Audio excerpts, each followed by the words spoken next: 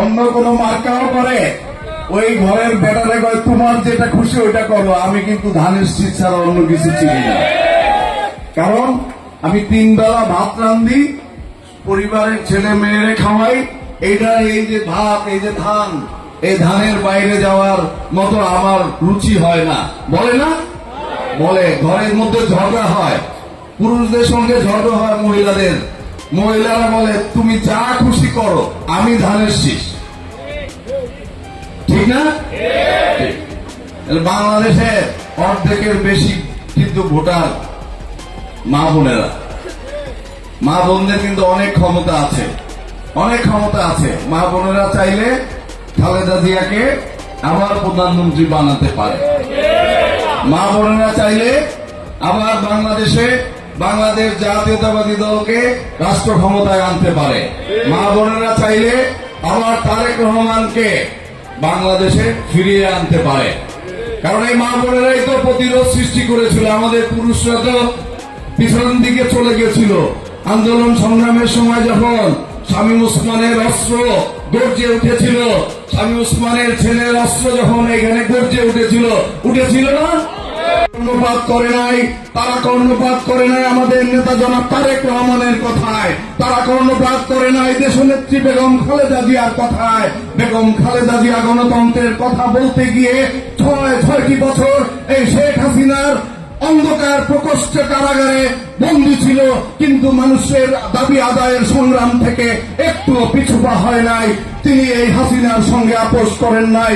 বহুবার বলছিল যে আপনি বিদেশে চলে যান, আপনি বিদেশে গিয়ে চিকিৎসা করান, কিন্তু দেশনেত্রী বেগম খালেদা জিয়া বলেছে যে এই মাটি এবং এই মানুষ রেখে আমি বিদেশে যাব না। যদি মরতে হয় বিনা চিকিৎসায়, তাহলে এই বাংলাদেশেই মরব, কিন্তু আমাদের এই মানুষকে রেখে, 18 কোটি মানুষকে আমি জিম্মি করে রেখে যাই, আমি বিদেশে গিয়ে শান্তি পাবো না। তিনি যান নাই বিদেশে। সুতরাং যে নেত্রী আপনাদেরকে ভালোবেসেছেন তার জীবনের চাইতে অনেক বেশি, যিনি চিকিৎসার জন্য বিদেশে যান নাই, যিনি আপোষ করেন নাই সুখ শান্তির জন্য, যিনি তার পরিবারের কথা ভাবেন নাই, তার এক ছেলেকে নিষ্ঠুর নির্মম নির্যাতন করে হত্যা করেছে আওয়ামী লীগ, যার এক ছেলেকে বিনা দোষে বিদেশে ফেলে রেখেছে, যিনি আপনাদের নেত্রী, দেশনেত্রী, যিনি আপনাদেরকে রেখে তার পরিবার পরিজন, ছেলে মেয়ে, নাতি নাতনির সঙ্গে দেখা করতে পর্যন্ত যান নাই, সেই নেত্রীর পাশে আপনারা থাকবেন। আমরা রয়েছি, বাংলাদেশের মানুষ রয়েছে। সেই নেত্রীর ডাকে বারবার আমরা জীবন দিতে প্রস্তুত রয়েছি। সেই নেত্রীর ডাকে বারবার আমরা সাড়া দিয়ে আবারও বাংলাদেশে গণতন্ত্র প্রতিষ্ঠার জন্য আগামীতে যে ইলেকশন হবে, সে যে ভোট হবে গণতন্ত্র প্রতিষ্ঠার জন্য, তার ডাকে সাড়া দিয়ে ইনশাল্লাহ আপনারা ধানের শীষে ভোট দিয়ে আগামীতে বাংলাদেশ জাতীয়তাবাদী দলকে রাষ্ট্র ক্ষমতায় নিয়ে আসবেন।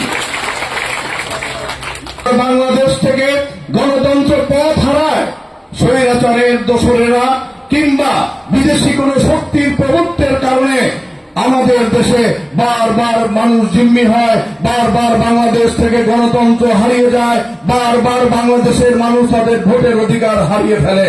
কিন্তু বাংলাদেশের মানুষ কিন্তু বীরের জাতি। বাংলাদেশের মানুষ অন্যায় কিছুদিন সহ্য করে, দীর্ঘদিন সহ্য করে না। আমরা দেখেছি বারবার শেখ হাসিনাকে আমরা বলেছি যে অবাধ এবং গ্রহণযোগ্য নির্বাচনের ব্যবস্থা করেন। বারবার আমরা তাকে বলেছি মানুষের ভোটের অধিকার আপনি ফিরিয়ে দেন। মানুষ যাকে চায় তাকে ভোট দিবে, মানুষ যাকে মনে করে ভোট দেওয়া প্রয়োজন তাকে ভোট দিবে। আপনি মানুষের ভোটের অধিকার ফিরিয়ে দেন। মানুষ যদি ভোট দিয়ে আপনাকে আজীবন ক্ষমতায় রাখে, বারবার ক্ষমতায় রাখে, আপনি থাকেন।